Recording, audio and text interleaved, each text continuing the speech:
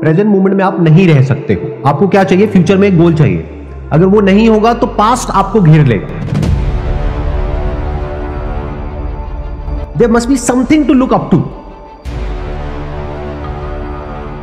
कि सुबह जब आप उठते हो तो ऐसा नहीं हो सकता कि आप उठे और प्रेजेंट मोमेंट में बस अपनी ब्रेथ को देखते चले जा रहे हो और खुश हो रहे हो, वाह वाह वाह वाह, I am alive, I am alive, alive. नहीं, ऐसा नहीं होता है।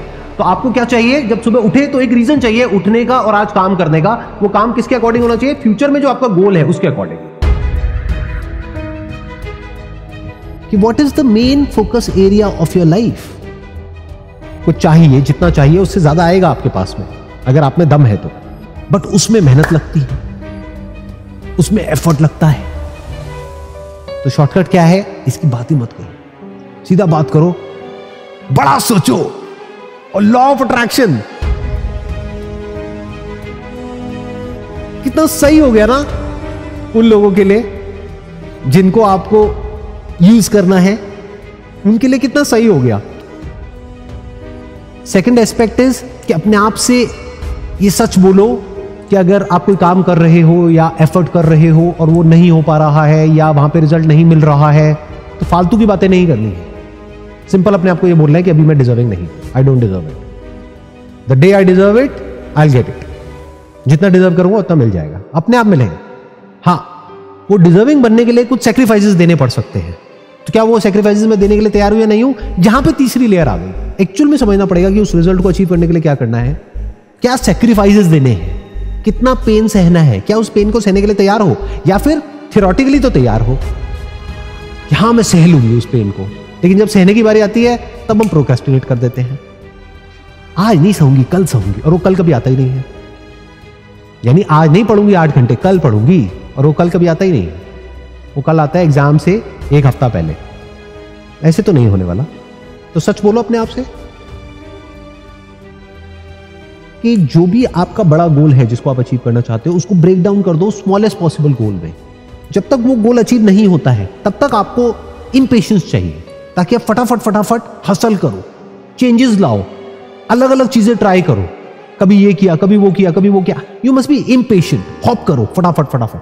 ये नहीं हो रहा तो वो करके देखो, वो नहीं हो रहा तो वो करके देखो, इसको अलग तरीके से करके देखो, फिर ये देखो, फिर वो देखो। बुरा वक्त आए तो उसके लिए पूरी तरीके से तैयार हो जाओ, तो झटका नहीं लगेगा, इमोशंस में उथल पुथल नहीं होगी।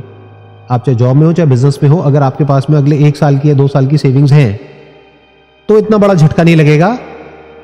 जितना बड़ा तब लगेगा जब आपके सर पे कर्जा है, घर का लोन, गाड़ी का लोन, इसका लोन, उसका लोन, और जॉब भी चली गई। इसे बोलते हैं झटका। अब होएगा इमोशंस में उथल पुथल। ये क्या है? Lack of planning, lack of understanding of the future. But जहां थोड़ा सा भी कुछ हुआ, अब आपको पता है थोड़ा हो गया ना, अब कुछ बड़ा भी हो सकता है। अब तो अपना सब कुछ लगा देना है उसके अंदर। अब ऐसा है कि आपने कहीं कुआं खोदना शुरू किया और पानी निकलना शुरू हो गया है। अब बैकअप का क्या करोगे? अब तो कंफर्म्ड हो गया ना कि यहां पे पानी है। अब तो उसको खोदते रहना है ताकि और पानी निकले। बैकअप प्लान की जरूरत तब तक होती है जब तक कि आप हवा में हो। जब पैर जमीन पर है तो बैकअप प्लान की कोई जरूरत नहीं है। जैसे सर्कस में होता है कि अगर नीचे गिरे तो नेट है, तो नेट क्या है? बैकअप प्लान है। क्यों है? क्योंकि आप हवा में लटक रहे हो। तो जब तक हवा में हो बैकअप प्लान चाहिए, क्योंकि गिरे तो मर जाओगे। अब जब जमीन पे हो और गिर गए, उसके लिए क्या बैकअप प्लान है? पैदल चल रहे हो, उसके लिए क्या बैकअप प्लान है? आया पकड़ में? आपने एक बिजनेस किया, नहीं चला, छोड़ा। दूसरा किया, नहीं चला, छोड़ा। तीसरा नहीं चला, छोड़ा। अब चौथा चल गया है, इसको नहीं छोड़ना है। यहां पेशेंस चाहिए, इसको बड़ा बनाना है। इन अदर वर्ड्स, आपने बीज बोए 4 तरह के, 3 में से कोई पौधा बाहर नहीं आया। 10 दिन हो गए, 20 दिन हो गए, 1 महीना हो गया, बट एक बाहर आ गया है। उसको बड़ा होने में कई साल लगेंगे, 2 साल, 5 साल, 10 साल। वहां पेशेंस चाहिए।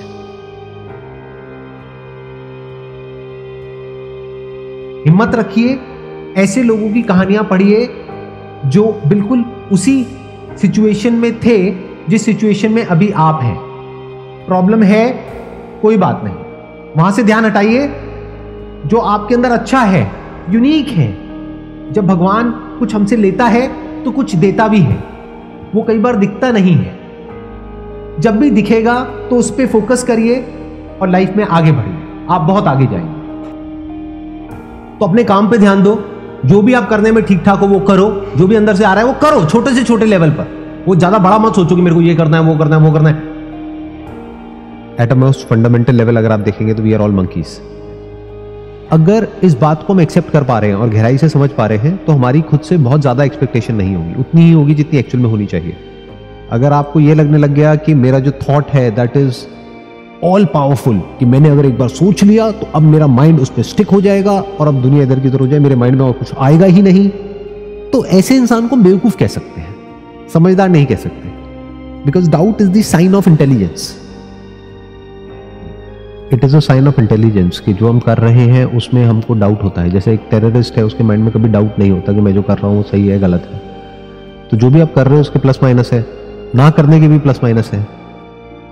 जैसे ही आप कुछ करोगे और आप अगर इंटेलिजेंट हो, यानी कि आप एक सिचुएशन की हर साइड को देख सकते हो, नैरो माइंडेड नहीं हो कि बस एक ही तरीके से चल रहे हो। जैसे घोड़ा होता है, उसके यहाँ पे वो लगा दिया, अब वो ना लेफ्ट देख रहा है ना राइट देख रहा है, सीधा सीधा चल रहा है, तो उसको कोई डाउट भी नहीं आ रहा, उसके माइंड में कोई कंफ्यूजन भी नहीं है, वो सीधा सीधा चलता रहेगा। तो self doubt is not a problem. हर चीज के बारे में ओपन रहना, that is sign of intelligence. कुछ लोग होते हैं जो बहुत ही ज्यादा रिजिड होते हैं अपनी लाइफ को लेकर के। ऐसे लोगों के साथ किसी को रहना अच्छा नहीं लगता है, जिसको बोलते हैं ना हिंदी में लकीर के फकीर।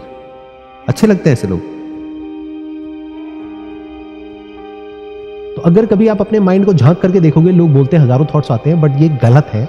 एक्चुअल में हजारों थॉट्स नहीं आते हैं। उन हजारों थॉट्स को आप कैटेगराइज कर सकते हो मैक्सिमम 5 या 6 कैटेगरीज में, इससे ऊपर थॉट्स नहीं आते हैं। इसको कंडीशनिंग बोलते हैं। जैसे कुएं का मेंढक है, उसको कुएं के अलावा और कोई थॉट्स नहीं आते। जब उसने कभी नदी को देखा ही नहीं, समुद्र को देखा ही नहीं, तो समुद्र के और नदी के थॉट्स आएंगे कहां से? तो वो उसी कुएं के थॉट्स आ रहे हैं। तो ऐसे ही आपका जो दायरा है उसमें भी कुछ गिनी चुनी चीजें हैं जिसको आपने इंपॉर्टेंस दी हुई है, और कुछ गिने चुने लोग हैं जिनको इंपॉर्टेंस दी हुई है। बस उसी से रिलेटेड थॉट्स आते हैं। माइंड बिल्कुल भी स्टेबल नहीं है। एक सेकंड में कहीं होता है, अगले सेकंड में कहीं और होता है। एक सेकंड में कुछ अच्छा लग रहा होता है, अगले सेकंड में बुरा लग रहा होता है। एक मिनट में लगता है कि इसके साथ रहना है पूरी जिंदगी, अगले मिनट में लगता है छोड़ो इसको। जॉब एकदम अच्छी लगने लग जाती है, एक दिन ऐसा लगता है इससे बढ़िया तो लाइफ ही नहीं है, अगले दिन ऐसा लगता है लाइफ ही बेकार है, लाइफ को ही खत्म करो। ऐसा होता है या नहीं होता है? तो I am saying it's not an option, it's a fact. Let's look at it as it is. ये मत समझो कि बॉडी अलग है माइंड अलग है। अरे बॉडी इज माइंड। ब्रेन में आपके कुछ पर्टिकुलर केमिकल्स रिलीज होने चाहिए। अगर वो रिलीज नहीं होते हैं प्रॉपर्ली तो आपको बुरा फील होने लग जाएगा, आपको सब कुछ ही बुरा लगने लग जाएगा। और आपको लग रहा है कि मुझे बुरा इसलिए लग रहा है क्योंकि ऐसे थॉट्स आ रहे हैं, और ऐसे थॉट्स आएंगे तो और बुरा लगेगा। तो वो एक साइकिल बनती है। तो अगर ये 1-2 महीने तक 3 महीने तक इस तरह के थॉट्स आते हैं तो a person should immediately consult with a doctor. ये बात उसको खुद भी समझनी है और उसकी फैमिली को भी समझनी है। फैमिली ना भी समझे तो उसको खुद तो समझनी ही है, मेडिकेशन लेनी है। अब आपको लग रहा है नहीं ये साइकोलॉजिकल है, मैं माइंड से इसको कंट्रोल कर लूंगा। अरे वो माइंड से कंट्रोल करने वाली चीज नहीं है, वो फिजिकल है। उसके लिए दवाई की जरूरत है आपको, तब वो ठीक होगा।